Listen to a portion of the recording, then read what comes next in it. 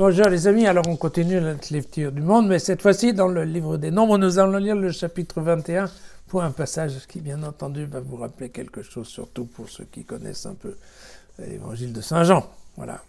Les Cananéens, le roi d'Arad habitait le Negev, apprirent qu'Israël arrivait par le chemin des Atarim. Alors ils combattirent Israël et lui firent des prisonniers. Alors Israël fit ce vœu au Seigneur: si tu consens à livrer ce peuple entre mes mains, je vouerai ces villes à l'interdit.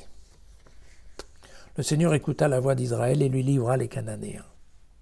Israël les voua à l'interdit, eux et leurs villes. On donna à ce lieu le nom de Horma. Ils partirent de Hor la montagne par la route de la mer des Joncs, en contournant le pays d'Édom, mais le peuple perdit courage en chemin. Le peuple se mit à critiquer Dieu et Moïse. « Pourquoi nous avez-vous fait monter d'Égypte? Pour que nous mourions dans le désert, car il n'y a ici ni pain ni eau, et nous sommes dégoûtés de ce pain de misère. » Alors le Seigneur envoya contre le peuple des serpents brûlants qui le mordirent, et il mourut un grand nombre de gens en Israël. Le peuple vint trouver Moïse en disant « Ok, nous avons péché en critiquant le Seigneur et en te critiquant. Écoute, s'il te plaît, intercède auprès du Seigneur pour qu'il éloigne de nous les serpents. » Et Moïse intercéda pour le peuple. Et le Seigneur lui dit « Fais faire un serpent brûlant et fixe-le à une hampe. Quiconque aura été mordu et le regardera aura la vie sauve. » Moïse fit un serpent d'airain et le fixa à une hampe. Et lorsqu'un serpent mordait un homme, celui-ci regardait le serpent d'airain et il avait la vie sauve. Les fils d'Israël partirent et ils campèrent à Ovot,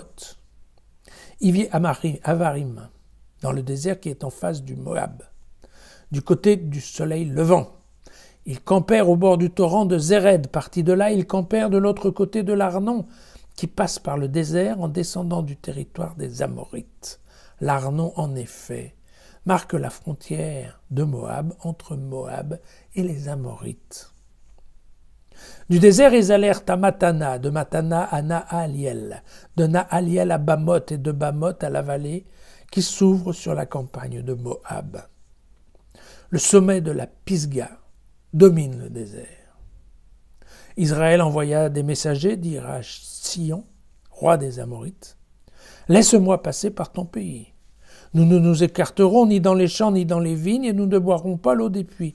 Nous suivons la route royale pour toute la traversée de ton territoire. » Mais Sion ne permit pas à Israël de traverser son territoire. Israël le frappa du tranchant de l'épée et s'empara de son pays. Il s'établit dans toutes les villes des Amorites, à Heshbon et dans toutes ses dépendances. Israël s'établit dans le pays des Amorites. Moïse envoya reconnaître Yazer. Ils s'emparèrent de ses dépendances et Moïse chassa les Amorites qui s'y trouvaient. Puis, prenant une nouvelle direction, ils montèrent par la route de Bashan. Og, le roi du Bashan, sortit à leur rencontre, lui et tout son peuple, pour leur livrer bataille à Édrei. Ils le battirent, lui et ses fils et tout son peuple, au point qu'il n'en resta pas un seul survivant, et ils s'emparèrent de son pays. Là, alors, bien évidemment, le passage des serpents, alors, il faut savoir que c'est ce qu'on appelle des vipères cornues, en fait. Ces serpents du désert, et puis bien entendu le serpent d'airain, c'est la base de l'image de la croix, telle qu'elle est développée dans l'évangile de Saint Jean. On a ça au chapitre 3, au verset 14. Alors, vous voyez, en fait, c'est là où il faut qu'on regarde un peu la carte. Et la carte, donc, je vous montre, c'est celle-là. Donc, j'espère que c'est clair. Mais, donc, vous voyez, au départ, ils sont sortis d'Égypte, ils sont passés, en fait, par le haut de la mer Morte. C'était ici ce qu'on appelle la mer des Joncs, parce que, en fait, toute la partie sommitale de la mer Rouge, la partie sommitale de la mer Rouge était encore des marécages. Voilà. Ils sont passés comme ça. Ensuite, ils sont redescendus vers le mont Sinaï. Vous voyez qu'au mont Sinaï, ils sont restés le temps globalement de recevoir les tables de la loi. Et puis après, dans le livre des Nombres, donc c'est la remontée. Et donc ils sont remontés comme ça, jusqu'en fait ici, parce que ici, ils sont tombés sur Édom.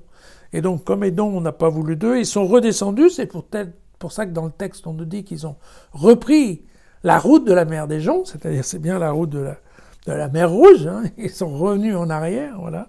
Ils sont revenus en arrière pour remonter sur le côté. Et donc la partie de ce passage, en fait, c'est cette montée ici, puisque c'est à peu près, au niveau, si vous voulez, au milieu, ça c'est la mer morte, et c'est au milieu de la mer morte que nous avons Jéricho et que nous avons ce fameux fleuve Arnon. Donc tout se passe globalement dans cette zone-là. Donc du côté Jordanie actuelle, d'accord. Je pense que ça vaut la peine d'être dit. Encore une fois, méfiez-vous avec les noms des les noms des villages. Mais ce qui est intéressant et ce qui est important, c'est de bien comprendre en effet cette dynamique.